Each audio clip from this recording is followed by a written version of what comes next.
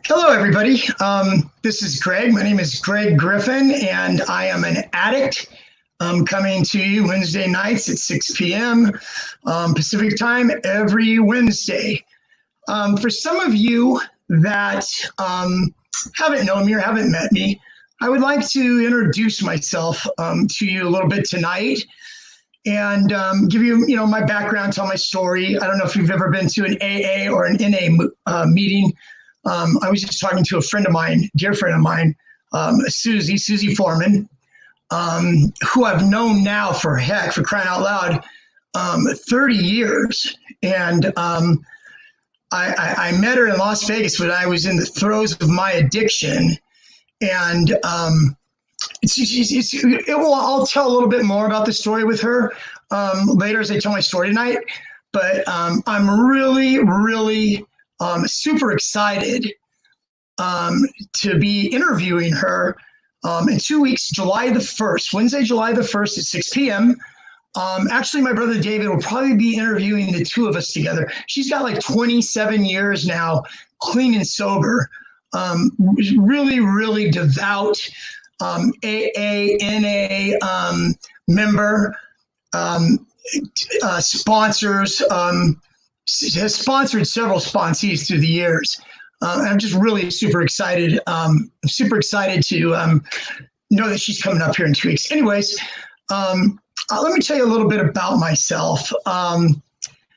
First started using drugs in 1977. It was my junior year of high school, and it was weird as I was as I was going back in time with my brother when we were leading up to starting these sessions last February. I was just really excited to share my story, and so I had to go back to where right before I started, right before I smoked my very first joint. All my life, I've been an athlete, elementary school, junior high, high school. I have a middle brother. David's my older brother. I have a middle brother, Mike, who we are a year and 10 months, almost 2 years apart. And as you can imagine, as being an athlete and competitive as I was, I wanted to beat him at anything. So it really helped fuel me in my athleticism as I went through school, because I started at an early age. So I was telling my brother, when I was interviewed first, Leslie asked me the question. Leslie says to me, she says, Greg, why did you pick up or decide to pick up a drug in the first place? It's a good question, right? So, for me, it wasn't really, peer pressure. It was situational. Like I said, 1977, right before my senior year in high school. I ended up connecting it later on down the road, my liking or what that drug, that high, the intensity or whatever it was. I looked back on it, and it took the place of me at the end of a wrestling tournament, winning the gold medal at this tournament with a little olive wreath, put on my head and standing on that top step of the podium and just feeling that adrenaline, recognition, those types of things. And what ended up happening once I got out of high school, my competitive going to tournaments and stuff pretty much stopped. And I started kind of feeling that void, I think, with other drugs and alcohol. So anyways, 1977, summer year, before my senior year, smoked a joint. So did that, got into doing it a little bit more often. And before you know it, I was introduced to other things. So you'll hear me say later on down the road, my spiritual sponsor, when I got clean, his name's John Nielsen from Celebrate Recovery. And he told me in the beginning, he says, Greg, he says, it's really not that difficult. You need to change playgrounds and playmates. And that really resonated with me, those words. And it was true, So it's like you become who you hang out with. Like if you're going to be successful, if you're in a business or something like that, and you want to hang out with the 5 successful, people in that business, the thought is that you will become like them if you hang out in that environment long enough. So anyways, I entered the drug environment. I was introduced to cross tops. There were these little white pills with little cross on the top of them. Cross tops, that's the word. And it was speed. It was an amphetamine. And I remember when I took them for the first time, I felt like electricity was coming out of my hair. And I really, really liked the way that felt. So anyways, you know, I believe that is what's really ensnared me in addiction, is because I liked the way it felt, or maybe it was even more so. I liked to be able to have my mood changed, you know, altered states. I enjoyed being in those altered states. So anyways, unfortunately, I liked those altered states too much, and so as time went on, and I became to where I don't really think I was physically addicted at that point in time in the early 80s after I graduated in 78. It was more that it became part of my peer group that I hung out with, and we did it on a regular basis. Then came methamphetamine, a little bit of snorting of cocaine. You know, that's back when you're snorting the cocaine back in the 80s when it wasn't addictive, right? Of course it was addictive, but it was different than the crack cocaine that they have now in the world today. So anyways, introduced to, you know, LSD, you know, just the various drugs. I tried all of them. And once I became addicted or wanting them, I had very, very little boundaries around what I would do, who I would steal from to get money to buy my drugs. And so I started getting into trouble a little bit. You know, I got arrested for a burglary. Ended up getting 6 months in the county jail. This is back in 1982. And then I got arrested again for another burglary in 83, and I ended up getting a year in the county jail for that. So now the ante is starting to go up for me. Where my drug usage, I work as a substance abuse counselor program here in Berkeley, California. Be part of my story. I've worked there now. I started as an intern there in 1999. I've actually been there now at the program for 21 years. And I just love, I love it. You know, I love talking to the clients. I was telling Susie today, the woman that's the daughter of my daughter, Nicole, that I mentioned we're going to be sharing our story together on July the 1st at 6 p.m. Don't miss it, guys. Okay, don't miss it. It will be worth your while to see it. She's a wonderful, wonderful woman. We have a long past with each other, and like I said, I'm really excited about being able to share with her.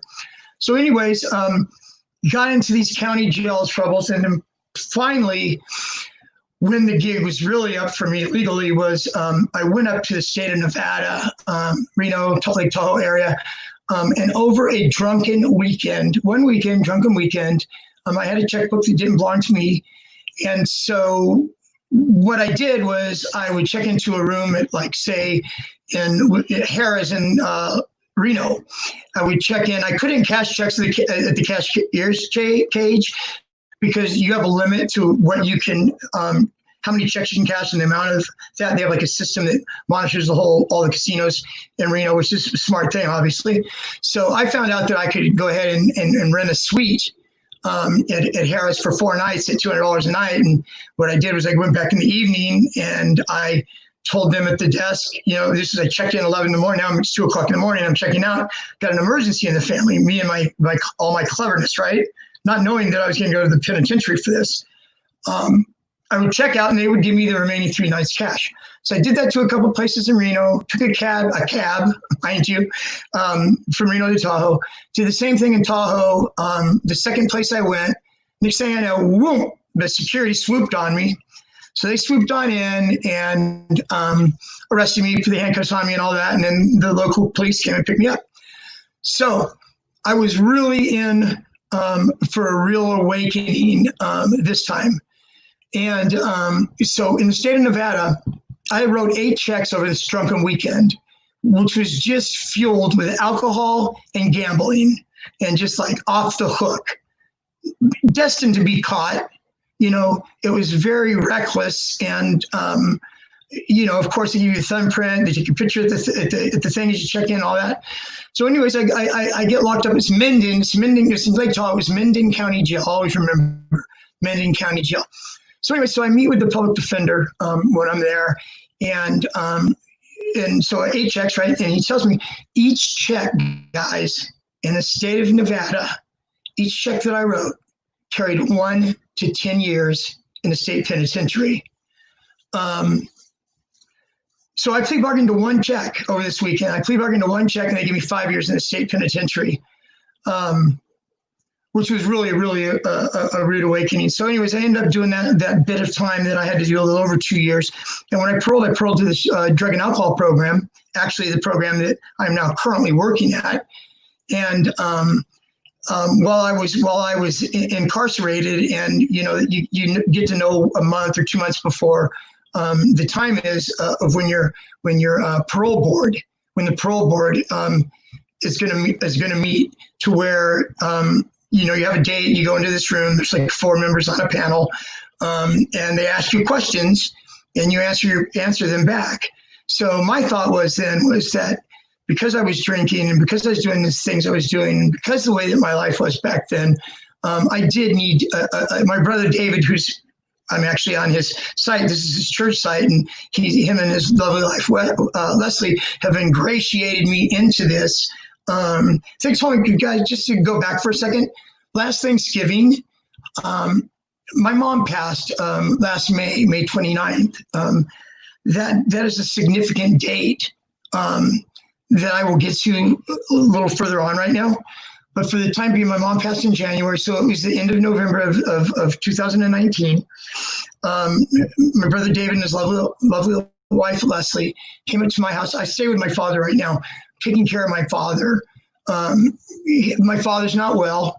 My sister and I care for him, and we've really and truly pretty much almost carried him back into health.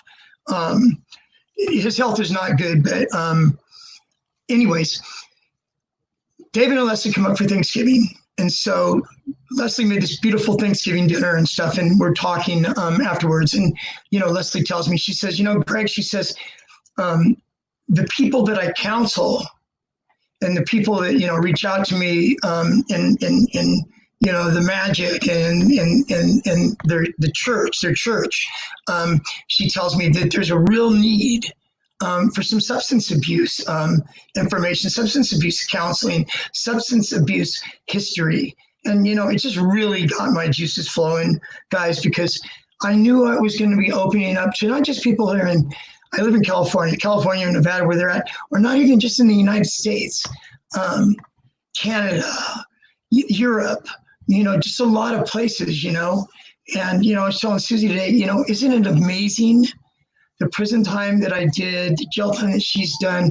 I'm going to get into to my eventual, guys, smoking a joint in 1977. Okay, you hear people all the time, oh, it's not a gateway drug. There's definitely gateway drugs, whether it be cigarettes or alcohol or marijuana, whatever it was marijuana for me. But anyways. From start smoking that joint, the summer between my junior and senior year of high school, it started out that way. Very, very not a lot of things involved in smoking pot. Probably now I would say estimate probably in the high school, off the top of my head, people that are in high school right now, I'd say 20 to 25% of them probably have used marijuana or drank or tried something. A lot of it's probably tied to peer pressure as well. But anyways, that joint in 1977 ended up going and traveling and taking me from California to Northern Nevada to Las Vegas, Nevada, where I was there for 2 years. I got a heroin habit, which really just took me, took me down the rabbit hole. Obviously, I'll get to that here in a minute. Anyway, so my brother David graciously pays an entry fee for me to this program here that I'm now currently working at, 1987. So, I stayed there for 6 months. I left after 6 months, stayed clean for another 6 months, and basically went back to using again. So anyway, I ended up using again. ended up traveling back to Nevada, where I was on parole at, supposed to report to the parole office. Didn't report to the parole office, just began another run, running amok, running wild, in Las Vegas. So anyways, I'm in Las Vegas, and this is where I meet Susie. I'm going to go back to Susie here. I'll go back to Susie here as part of my early recovery, as that's where she came back into my life again. So anyways, I go to Las Vegas, 89, 90, drinking, doing some coke, basically, what I call harmless, but we all know that it's not harmless, but, harmless compared to what? A step down compared to what, right? A step down compared to heroin, guys. So from 1991, and doing this story right now and telling and sharing my life's path, in my story, they would call it in an AA meeting or NA meeting. You have a secretary secretaries that meeting, and they always have a speaker. They bring a speaker in. And so I guess that you could call this me sharing my story. And so anyways, I get to Nevada. I did 89, 90, cocaine, alcohol. 91, I got introduced by a friend of mine that I knew. He had heroin. He was a heroin addict at the time. And, I had some drinks in me. I wanted to try it. So I tried it. It didn't really do a lot for me at the time. I remember I felt itchy and I threw up a lot, But after doing it a few times, I kind of got used to the way that it felt and I liked it. Still didn't have a habit. Then before you know it, I was hanging out with this guy, we got a room together for, a month. And before you know it, I became physically addicted to heroin.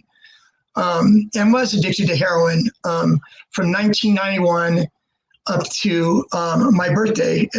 Dates, as I'm telling my story, dates have just such they carry such a message to me. They carry such a significant message to me, because it seemed that these different checkpoints in my life, as of dates, like my birthday, March 7th, when I entered the hospital, May 29th, 1997, which is where I came home. I was taking methadone and stopped sticking needles in my arm, of May 29th, 1997. And my dear mom passed away this last year on May 29th, 2019. So anyways, backwards to Las Vegas and my heroin addiction. During my heroin addiction, I got arrested 2 different times from 91 to 97. Once I got arrested for paraphernalia, I had some syringes and some spoons and just the normal get up and set up that, us heroin ritualistic as heroin and shooting heroin is, from buying it to going to the room and closing the blinds and putting it on a spoon and putting water, heating it up, cotton, drawing it up, the whole thing. It's very, very ritualistic, heroin is. So anyways, 30 days in the county jail for paraphernalia. And then maybe 6 months, a year later, I got picked up for an open container and ended up going to county jail, and I ended up doing 14 days in the county jail before that. So from 1991 to 1997, the span of those 6 years there, guys, minus 44 days, I shot heroin every day, several times a day. And like I've shared before, that being a heroin addict, it's really hard work. It's hard work. It may sound funny, but it's hard work. There was a lot that had to go into me being able to consistently over and over again, having money every night when I went to bed at night to be able to cop in the morning. And I used to call it, it was my morning fix, morning wake up. What I called it was, and this is what it really was for me, was getting well. Because anytime you have a heroin habit, you go to bed, you wake up in the morning, you're dope sick. And so anyways, and after we do with my buddy, we do a morning wake up or whatever it was, and to get that, dope sickness off. then the wheels would start turning again about what am I going to do to make money today so I can get a few more fixes today. So yeah, it was a lot of hard work. What ended up happening was, excuse me, got to take a sip of water here.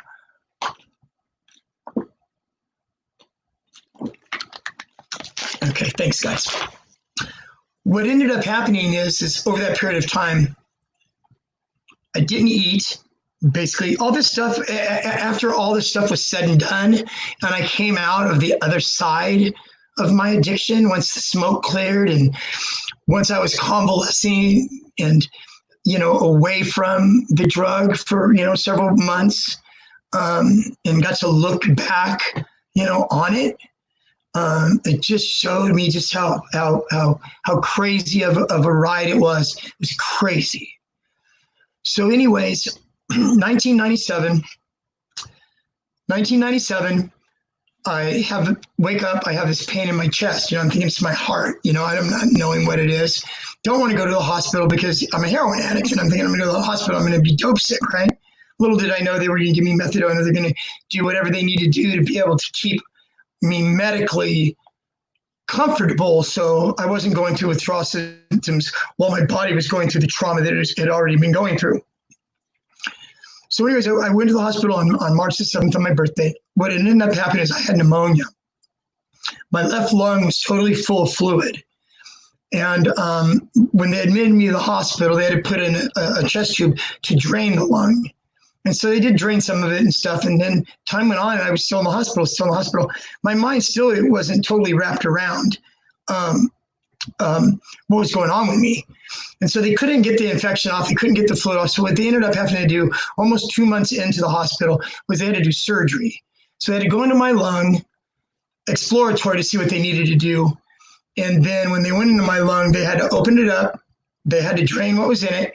And I remember I've actually read my hospital paperwork as far back as a month ago. I went back through it and I read it. It's just another part of my life. And it was crazy.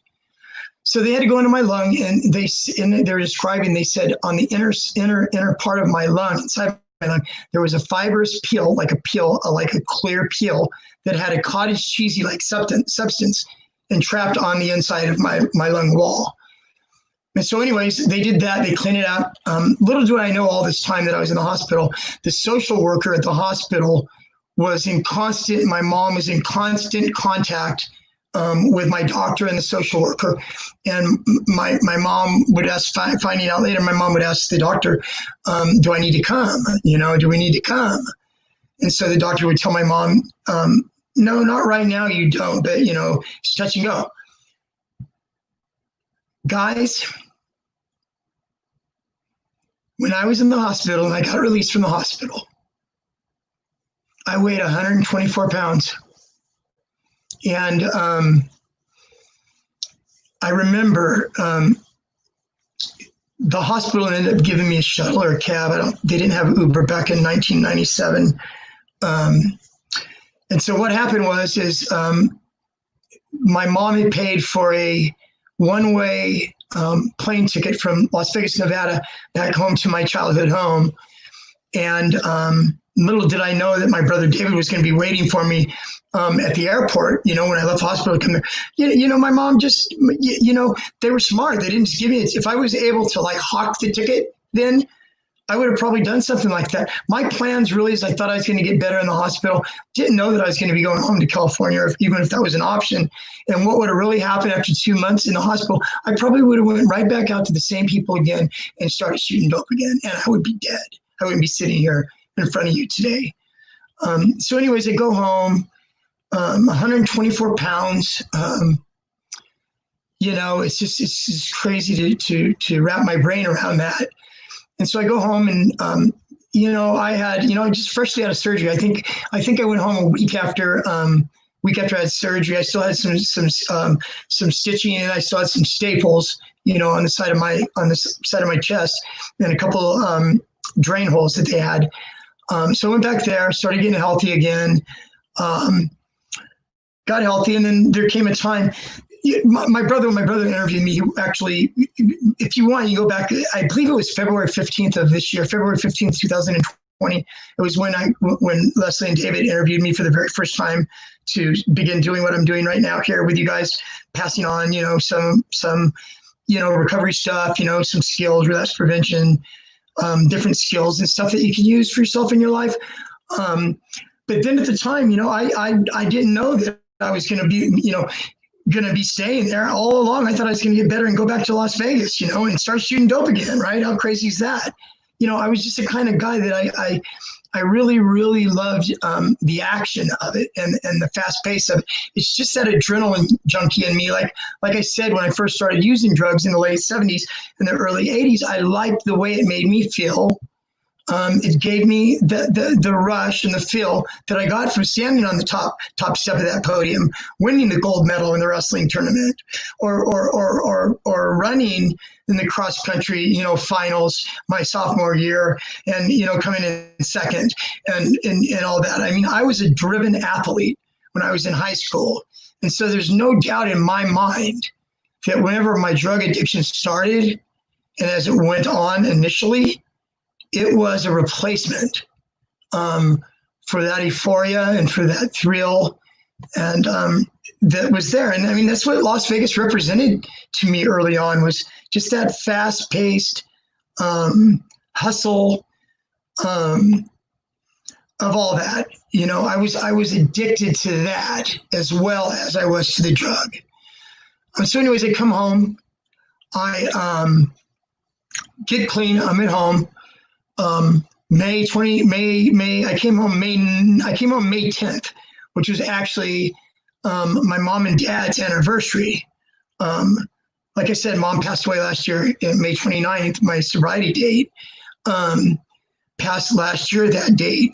And May 10th, 19 days before my mom passed, my dad visited my mom in the hospital. My dad doesn't like to go to hospitals. He never has. Mom's been in the hospital a lot. Dad never goes. It's just too hard for him to go. It just literally makes my dad sick to his stomach to see my mom or see his wife in that condition with an IV in or whatever. Just made him nervous. So anyways, we got him to go to, it's a SNF, a skilled nursing facility mom was in between the hospital and that. And he got to see her. They get to celebrate their 65th wedding anniversary last year, May 10th of 2019, before my mom passed. But anyway, so I come home. I'm probably home May, June, July, August, September, 4 months. And we get a little flyer in the mail. It's like a little postcard thing. And on it says Celebrate Recovery. So Celebrate Recovery, for those of you that know about it, I think they still go on. But over the last 10 or 15 years, they were big in churches. It was biblical, 12-step. It was the same 12 steps as NA or AA, but it was through Jesus Christ, and it was through, God, through God. And so all the 12 steps of AA, when they originally were written, the Oxford group was a part of that. AA started out in 1935. AA started out with Bill Wilson, which is Bill W. for anonymity sakes. They use the last initial, and Dr. Bob. And so they're the ones that spearheaded and started out AA back in 1935. And like I said, the steps were based on, Oxford group was a religious group, and the steps were based on Bible verses. So anyways, so keep going, Celebrate Recovery. See that mom lays this postcard in there, beginning of October. I still to this day remember. It was November the 4th, 1997. Celebrate Recovery. So as the time came, it was Halloween or something like that. It was a week before this, November 4th, and I told mom. I said, "Yeah, mom." I says, "I see the postcard that you have here, this flyer that you have here, of Celebrate Recovery." I says, I know that it was intentionally. I know that the dang thing was intentionally placed there, mom. Passive aggressive as my mom is, right? But she placed it there. I said, I'd like to go. And she said she'd like to go with me. Can I go too? So of course she can, mom. Little did mom know at that point in time, not only was I going to get my own help, Mom was also going there and was going to get her help, even though she didn't realize it at the time. Excuse me, guys, it's hot in here. I got to take another sip of water. Excuse me.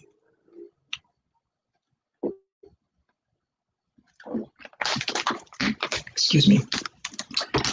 Okay, so Celebrate Recovery. We go to Celebrate Recovery, and the first couple of weeks of it, Celebrate Recovery, John Nielsen, who's the gentleman, he's Pastor John Nielsen, you know, he would love to see, he moved away to Arizona here about 5 years ago, and I'm been out of touch with him, and he would love the fact that he would see now this Pastor Greg Griffin. It's a wonderful thing. I have some plans and thoughts of what that's going to look like here coming up in the future, and then hopefully in a few weeks, guys, I'll be able to share that with you. I'm kind of excited about it. Anyway, so Pastor John Nielsen was the one that was really the one that ran. He was like the main guy of it. And so what it was Mom didn't know this. I didn't know this at the time. They were closed groups, okay? My group, of course, was chemical dependency. It was a closed group, chemical dependency, for people that struggle with, substances. And then they had overeaters, overeaters group. They also had a sex addiction group, and they had a codependency. So Mom ended up going to the codependency group, and she ended up getting a lot out of it. She ended up getting a really lot out of it. And so it was wonderful that I was able to share that with my mom, that she was able to go and do that. And so as time went on, guys, 97, now 98, towards the end of 98, I'd been home a year and a half, and it got to the realization that, I had to find out now that I knew that I wasn't going to go back to Las Vegas again and still, play poker every day and shoot dope.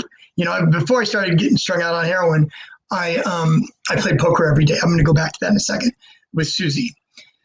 Anyways, we have Celebrate Recovery. And so a year and a half later, we're at the end of 1998 now, and I need to figure out what am I going to do for a living in my life. Here I'm 38 years old, don't have a career. I have very little college behind me. And so through the stuff I did at Celebrate Recovery, and the man, John Nielsen, that I told you about, John Nielsen pretty much, you hear about sponsors and 12-step AA and NA. John Nielsen pretty much took me and put me under his wing, and he loved on me, and he listened to me. And it was a beautiful thing.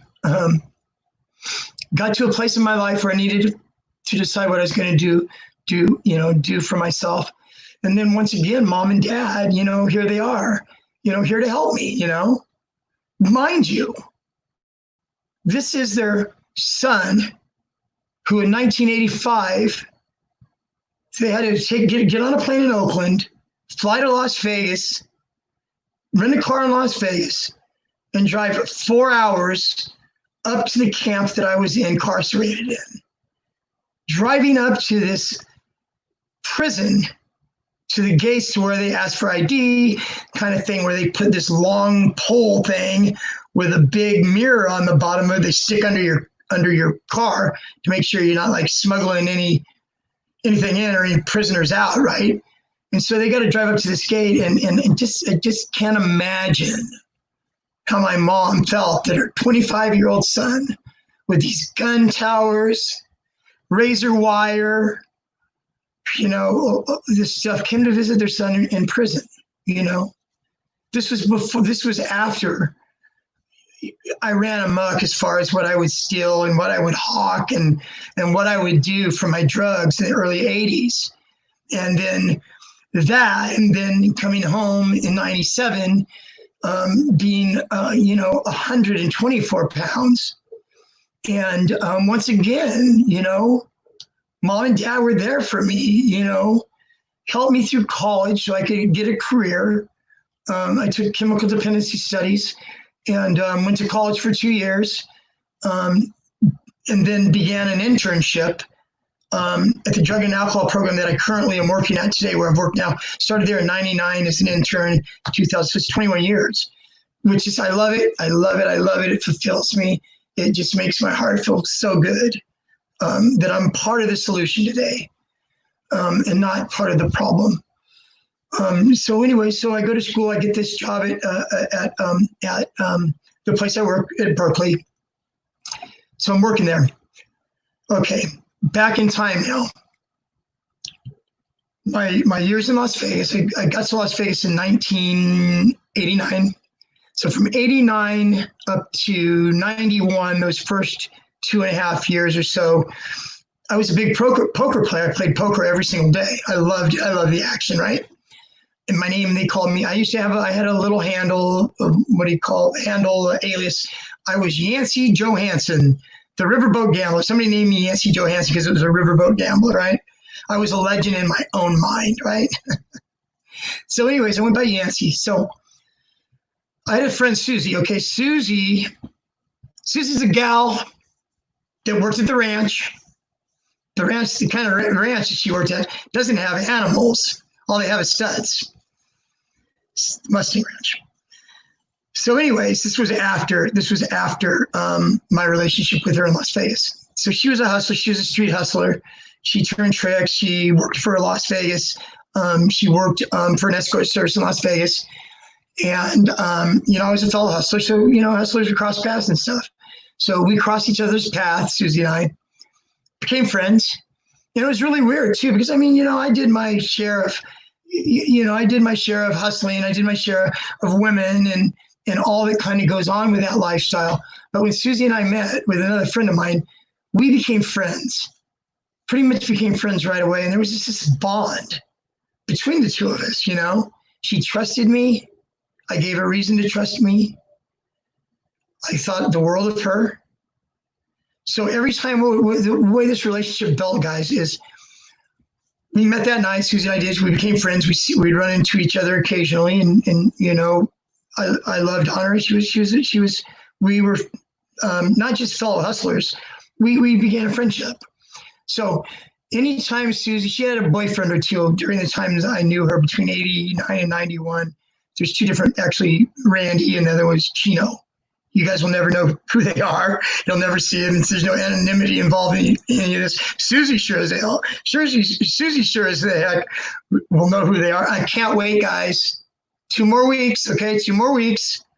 Susie and myself are going to get interviewed together. Same time, same place, by my brother David and his lovely wife, Leslie. Don't miss it. Anyway, so Susie, anytime Susie's boyfriend, like I said, there's 2 of them, so I don't know which boyfriend was first. I think Gino was first. Anytime a boyfriend of hers, or those 2 guys, would go to jail, Susie would look Yancey up. And the way she would look me up is she would call around to all the poker rooms, right? All the poker rooms. And she always got me. And so she knew that once she got in contact with me, she always had a safe place to stay with no hanky-panky going on, and that she would be taken care of. So, that happened a time or 2. And I think after the first was Chino, the second was Randy. So Randy goes, same thing happens the last time now. And, I was a friend, no hanky-panky, no none of that. It was genuine love and friendship.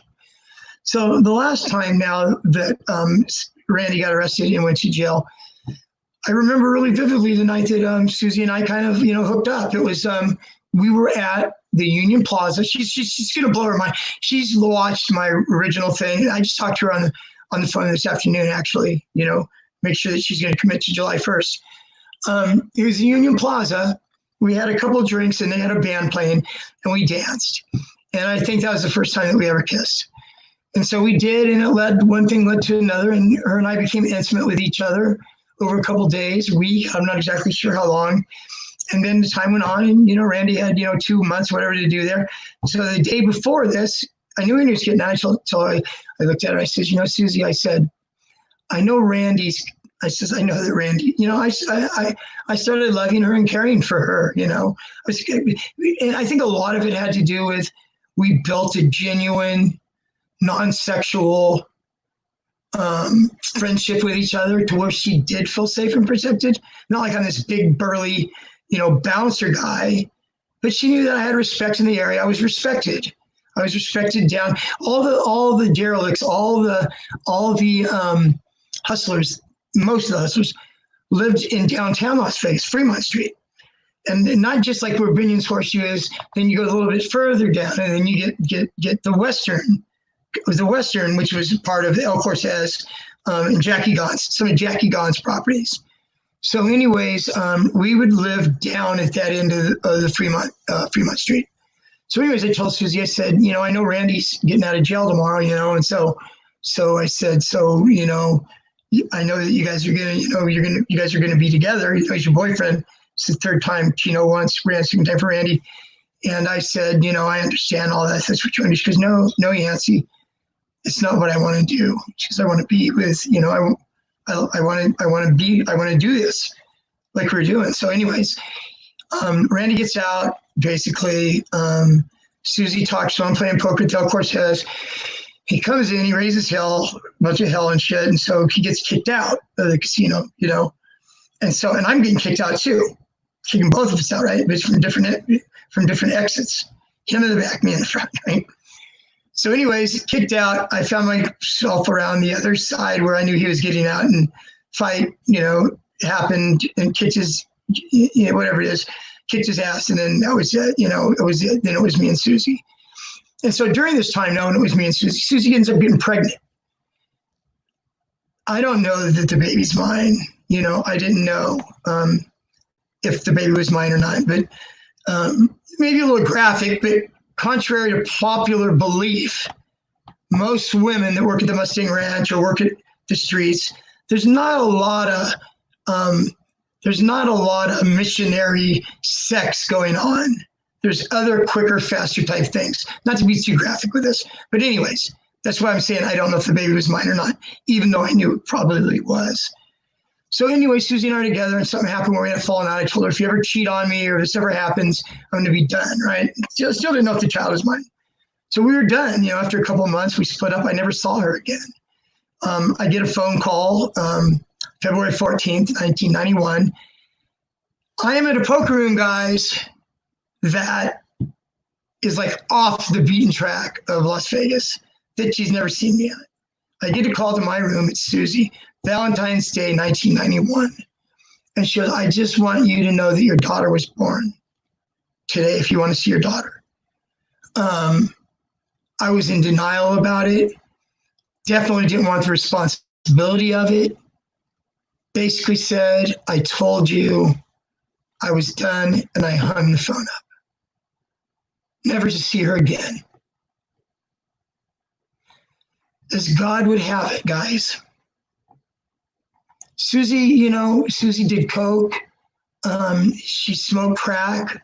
I was turned on to crack cocaine probably in 89 or 90. This was before I started messing around with heroin. But anyways, I told Susie basically, I'm done. So anyway, she finds me at this obscure poker room. I wasn't at the poker room. She actually called my room where I was staying at, that I played poker at, and got me. That's when she says, don't you want to see your daughter? Hung the phone up, never to see her again. Fast forward now to my recovery. This is Las Vegas, Nevada, guys. Fast forward to my recovery. Become a substance abuse counselor, intern 1999. Move up the chain a little bit at my job, being responsible, move up the chain to supervisors, positions, and stuff. There was a conference that was in town. I was part of what's called, I had a KDAC. My certification was KDAC, which is a very recognizable and probably one of the highest recognizable substance abuse positions in the state of California. Hold on, excuse me. Sorry about that.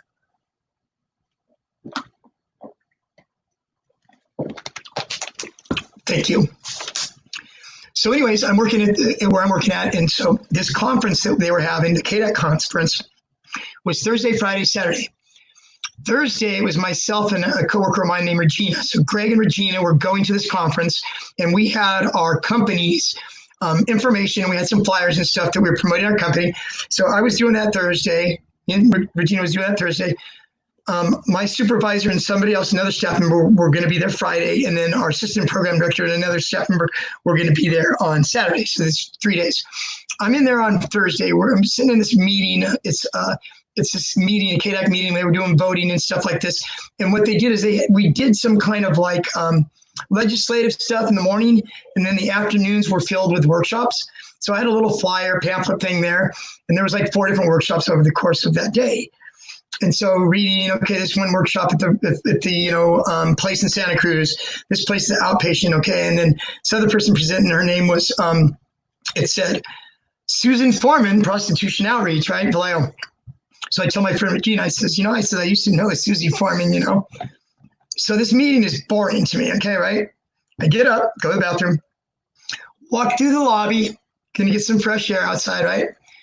Walk through the lobby, nobody's in the lobby, open the door to go outside, and another door opens, and there is Susie and I, face to face, with nobody around. And it was right after the birth. It was 1 month after the birth of my daughter, Lindsay.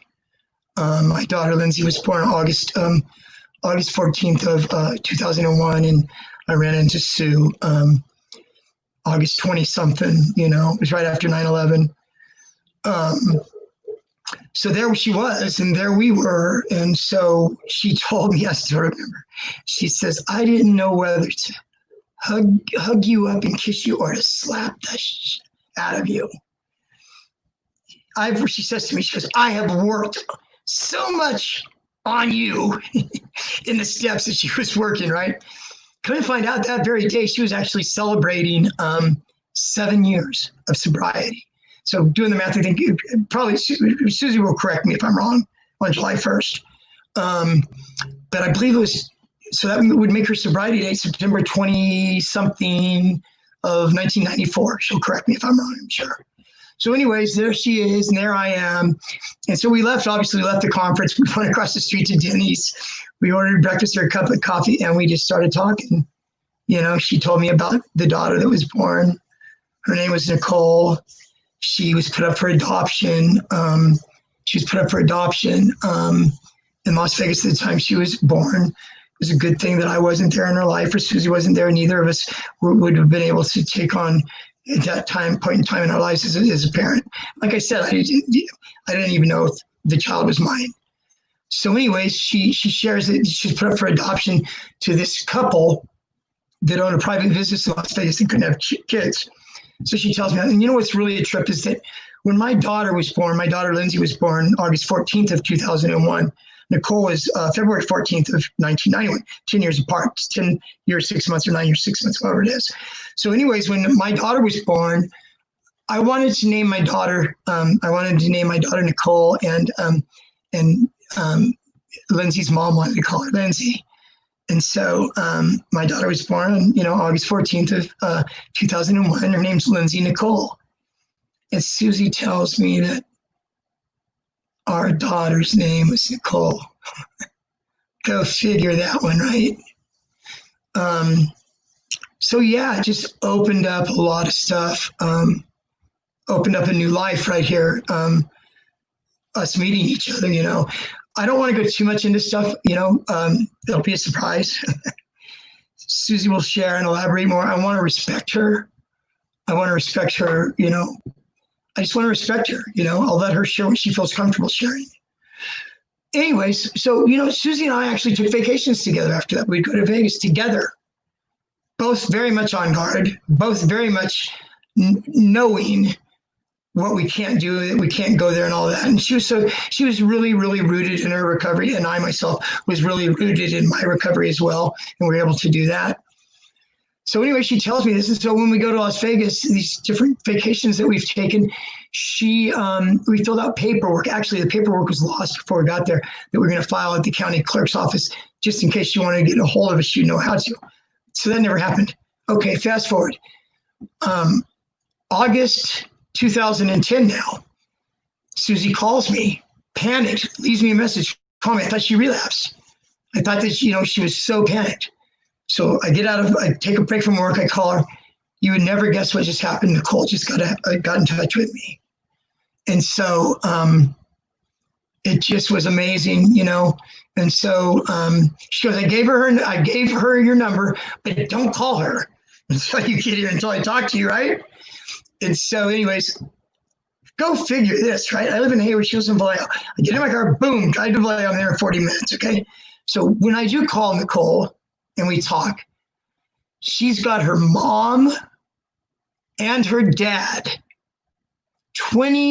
19 years later, not married, not a couple, but standing in the same living room, not in jail, not smoking crack or shooting heroin, but standing in the same room. What are the odds of that? And she told Susie early on, she says, you know, Susie, I didn't get in touch with you to have a relationship with you. I got in touch with you to find out medical history. And you know what, guys? It broke Susie's heart. And I told her, I said, Susie, God did not put Nicole back in your life for you not to grow a relationship with her. It felt like the right thing to say. Didn't know totally 100%, even though Susie's a Christian, has God in her heart, and I do as well. And so anyways, that happened. Told Susie, well, you know, now the next step is we have to go see her, meet her and her adoptive parents if we're invited to. 2 months later, I got Susie and I tickets. We flew to Vegas. We met our daughter and we met her adoptive parents, and they were the bomb. And they were the bomb. And Nicole is just the most beautiful girl that I've ever seen. And so anyways, I'm going to leave that story right there with Nicole there. There's been a lot more that's happened in the last 10 years. There's been stuff that's happened in the last week with Nicole flying up here to be with her mom on her mom's birthday for the very first time to California, to meet Susie's parents, to another parents, to meet Susie's sister, brother-in-law, best friends, stuff. And I just got off the phone with her this afternoon. And she tells me, she goes, Greg, I have something to tell you, but I don't want you to get angry. And I tell her, I said, Susie, when is the last time that you've ever seen me angry? I'm not an angry guy. I'm just, you know, I guess it's a God thing. I've been given life, a new path, to love on the clients that I work at, to feel like I wake up in the morning and that I have purpose. Why am I going to be angry? You know, I mean, I'm sure that something's happened where I've got angry before, but I can't remember the last time. And so she said, I have to tell you that she says, Nicole flew up last week for my birthday. And she told me I don't want to hurt Greg's feelings, but my daughter has, you know, she has a little anxiety. She has some anxiety issues. Like I think probably all of us in this world have a little bit of anxiety issues. But she told Susie, she says, Susie, this is so overwhelming to me right now that I can't do, you know, too much. And I told Susie, I says, you know what? I says, it's the most wonderful thing in the world that she spent your birthday. I spent my birthday with Nicole 2 years ago in Las Vegas. Me and her, March 7th, for my birthday of 2018. I was able to fly up there, and Susie was probably a little jealous of that. And I don't blame her. She's like, I'm a little jealous that I didn't get to see my daughter too, but I understood 100%. Anyways, this is good. I didn't know how this was going to go because it's a touchy, you know, issue for me and subject for me. And also want to just go very lightly as far as Susie's feelings go. I'll let her share her feelings with you as she feels led to do in 2 weeks. Okay, guys. Life is good right now, so let me get going back to where we're at. I'm going to cut off my story from there as far as what happened with me. You know, I got clean and sober, started working at the job in 1999. My daughter was born in 2001, my other daughter. And then now my life goes on. And like I said, Leslie and Davis asked me if I would do this component, if I would actually basically do the Hermetic Order of Golden Dawn recovery, the recovery portion of that for drugs and alcohol. People, everybody almost is in some form of recovery or some form of addiction or compulsion or whatever, like whether it's food, guys, whether it's sex, whether it's relationships, whether it's, you know, there's so many things, guys. Being addicted to 12-step meetings, right? There's so many different, you know, things. So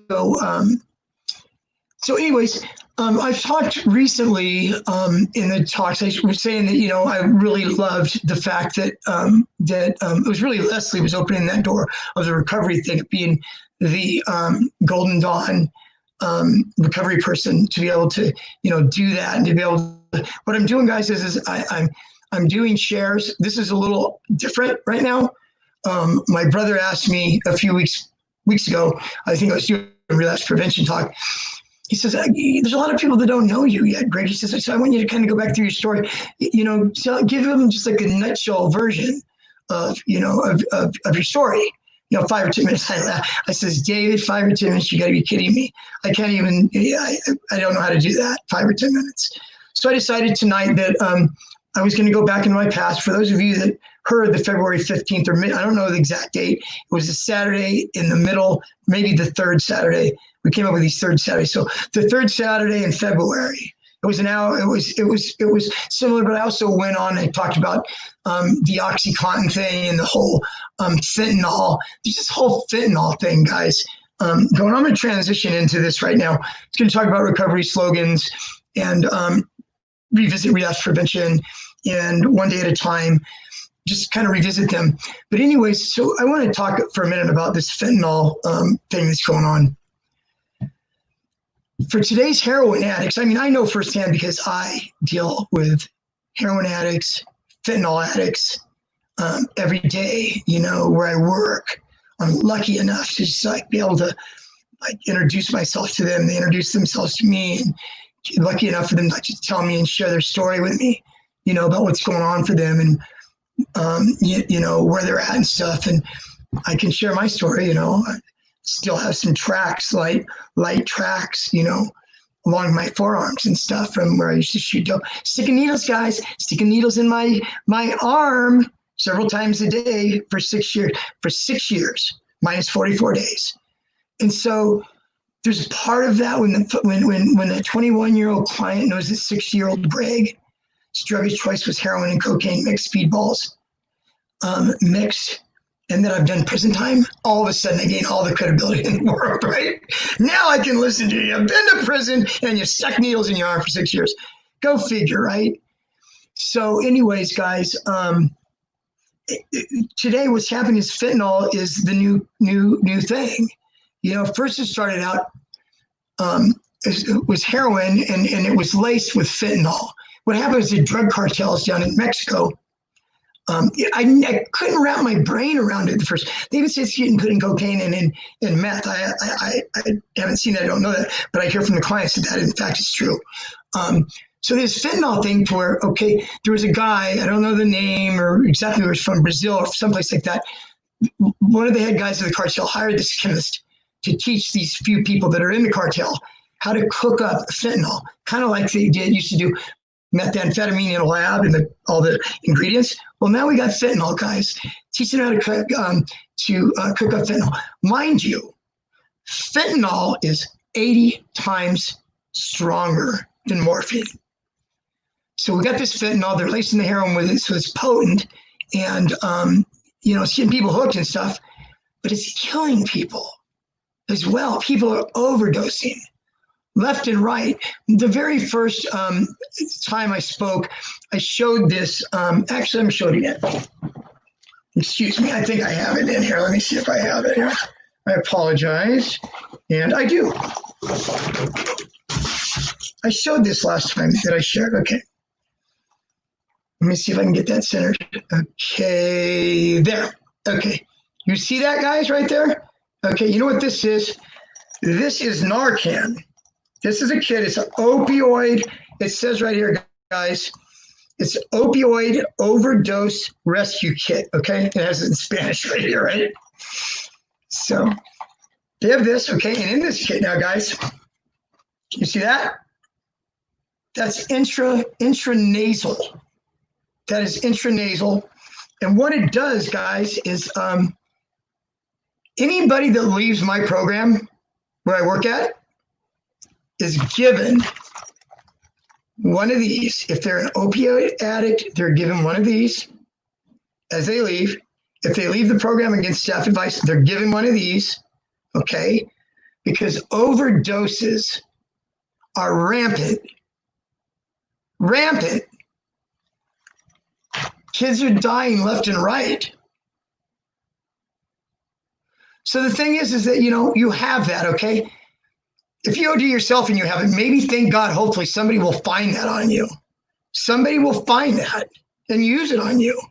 If not, you can use it on somebody else, or they can use it on somebody else. As many of these as we can get out there, guys, once it's used, is saving somebody's life. And that's where we're at today with the strength of this fentanyl. It's crazy. So anyways, I just want to touch a little bit on a couple of things that I've done. I was talking about recovery slogans. I kind of was trying to think what I was going to do this Wednesday here. And so I've done relapse prevention, I've done 12-step programs. I've done one day at a time. I'm going to talk about one day at a time again in a second. So we have recovery slogans, acronyms, recovery acronyms. I love recovery acronyms. I love this one too. Okay, SLIP. So somebody has a slip, right? Called SLIP, SLIP. Sobriety loses its priority. I love it. Ego, easing God out. Love it. So anyways, there's these different slogans and stuff in recovery. And there's a thing, it's called HALT. It's a emotional state of relapse prevention. It's relapse prevention. It's a state. HALT stands for don't get too hungry, angry, lonely, or tired. There's just 4 emotional things. And they have that acronym and they have those words because they've identified those 4 things as emotional states where somebody's vulnerable to relapse in, right? So like anger, like I just shared with you about anger and me telling Susie, my sister even, when is the last time that you've seen me angry? Really? When is the last time? And, and I thank God for that. I'm a lot of things, but I'm not angry, guys. But so anger is probably one of the number one things that people relapse on today because it's such a powerful emotion, And so what do you do with that, guys? I was talking to a friend the other day. We were talking about stress. He was stressed. And he says, and I says, I have some really good relaxation techniques for you, some guided imagery, some really good deep breathing. There's this one exercise that I'll share it with you now. It's very simple and easy. And you try it out sometime. It's effective. So you get your body into a really rested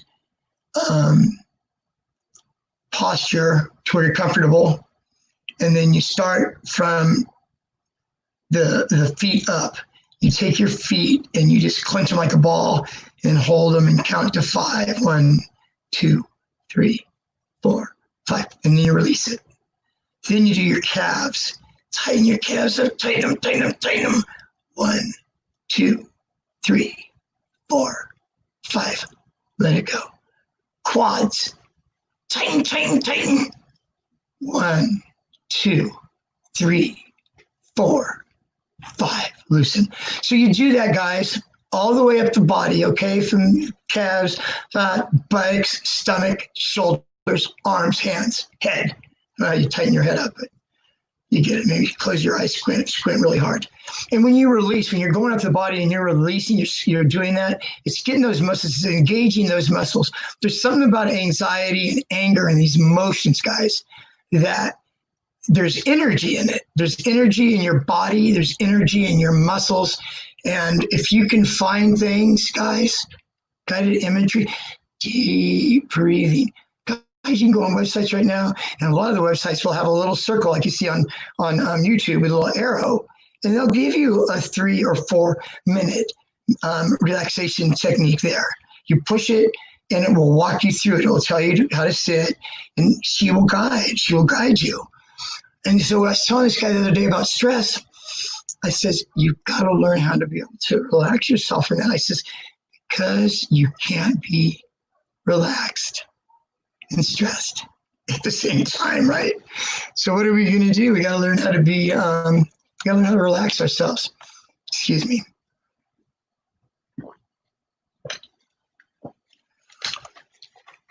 So anyways, that's a little bit of a spiel for anger.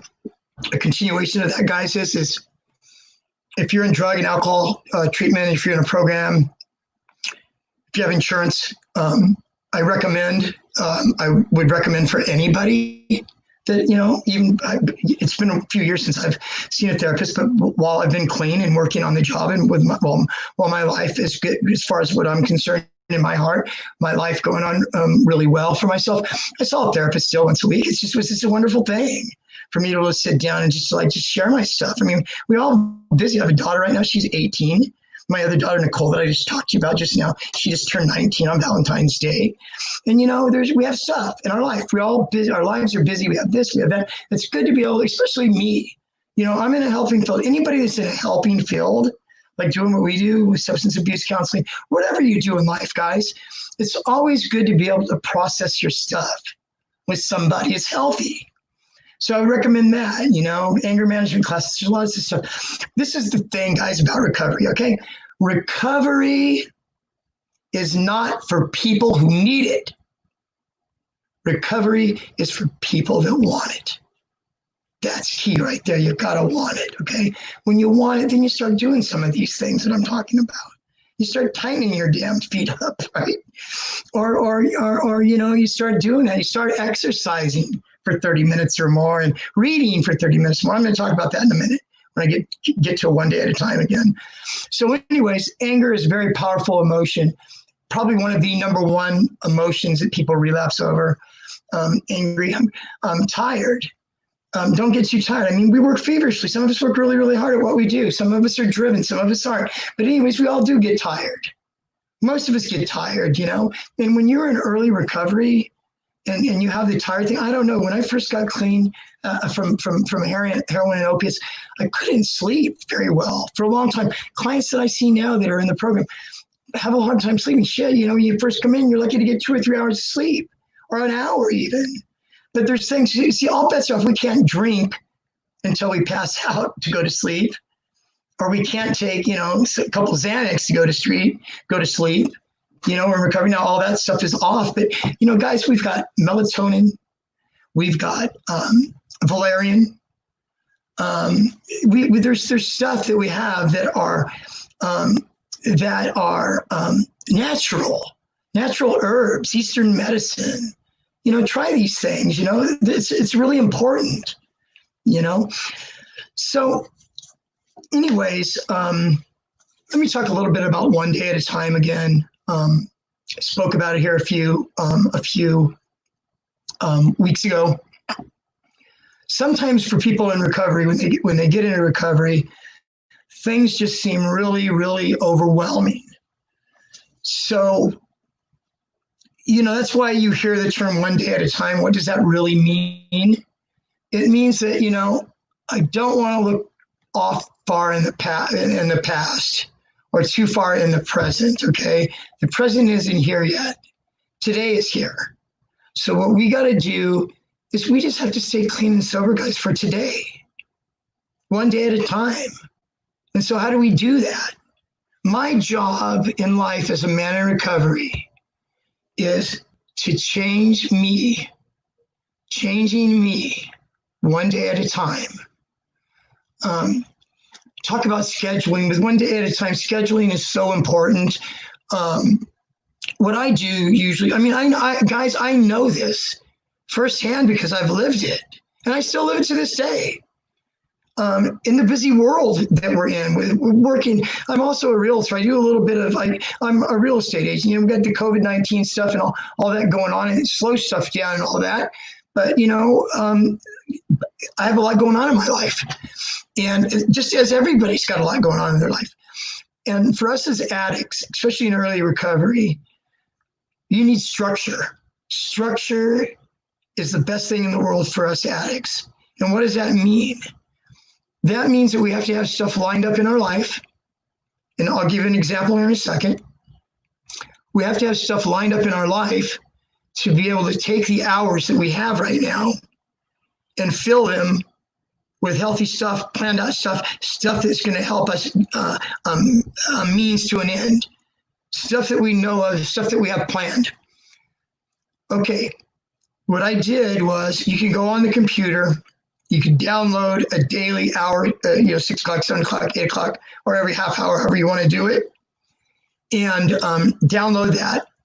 And so wake up 6 o'clock, coffee 6:30. This is like one of my schedules. Up 5 o'clock, 5:30, leave the house.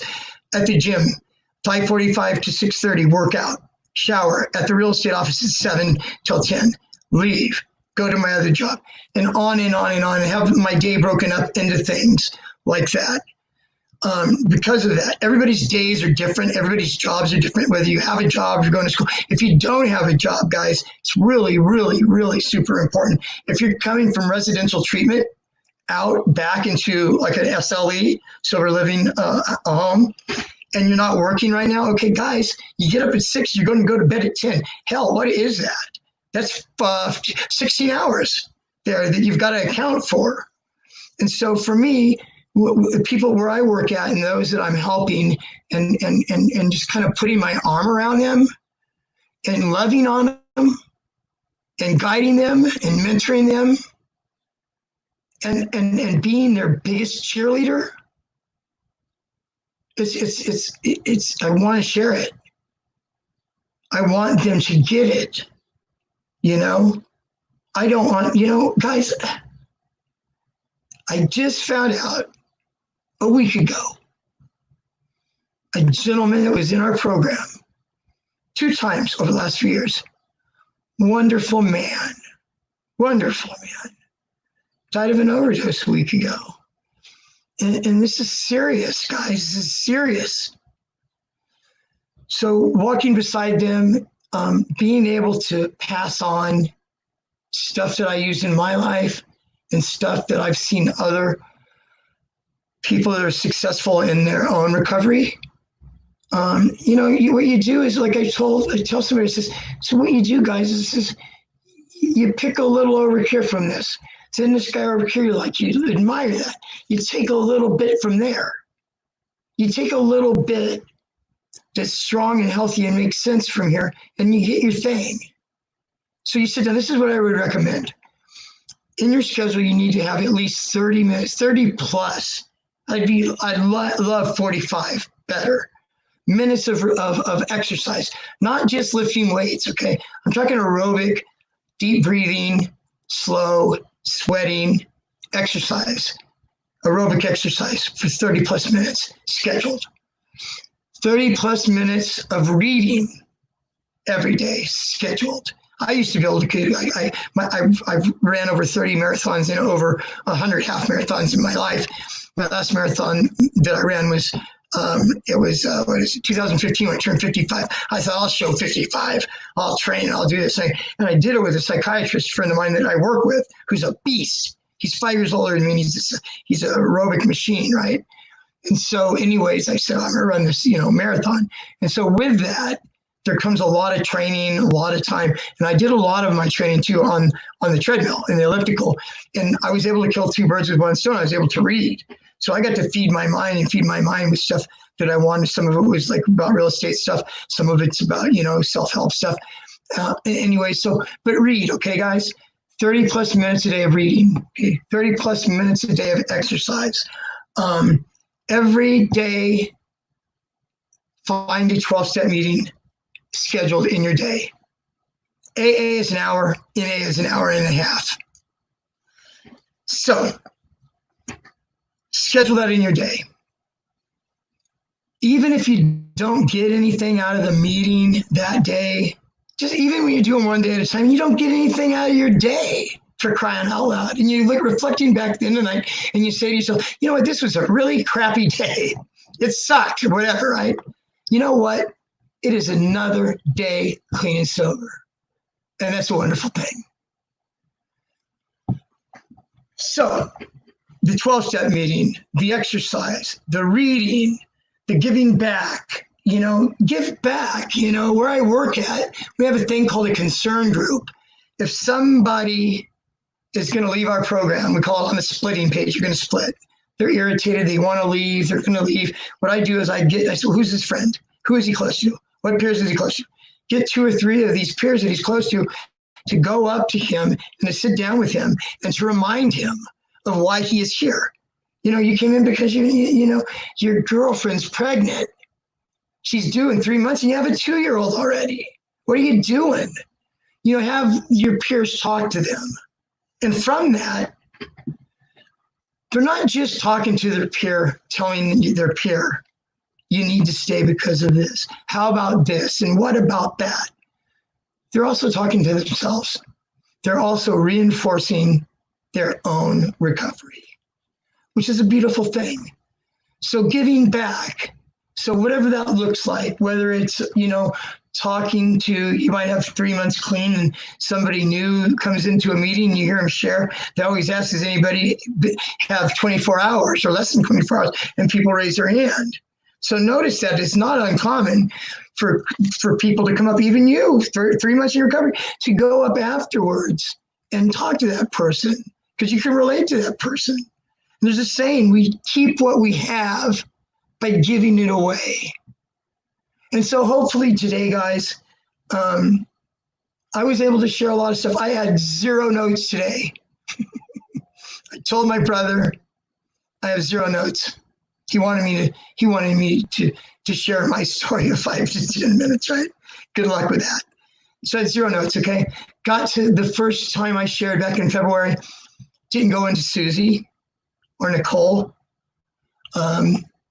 There's a little bit of a boundary there, you know, like when I talked to her today about sharing. And like I said, July 1st, guys, 2 weeks from now, 6 p.m., be here. It's going to be Susie and I being interviewed by my brother. Don't miss it. She is a wonderful, wonderful woman role model. And I would like to say that she's one of my very best friends. So don't miss that, guys, okay? Thank you for letting me share tonight. I hope I wasn't too long-winded. I can be. You know, my heart is here for you. Honestly, truly, 100%. This is what I live for. God has me here alive today. For this, I believe. My brother told me when I was getting on the plane at the airport in 1997, weighing 124 pounds. My brother recently told me, he says, Greg, I didn't think you were going to make it. And thank God I've made it. And I thank God that I can share with you. So I'd like to say to you guys tonight, good night. You know, good evening, good afternoon, wherever you're at. If you feel a strong craving and you really want to use and you don't know what to do, pick up the phone and call AA or NA hotline. You know, there's always somebody there to answer. Get your butt to a meeting and raise your hand and say, I am struggling today. I need help. And I guarantee you somebody's going to come up to you after that meeting and they're going to talk to you. Okay, guys, I enjoyed tonight very much. Good night, everybody. I will see you next week at 6.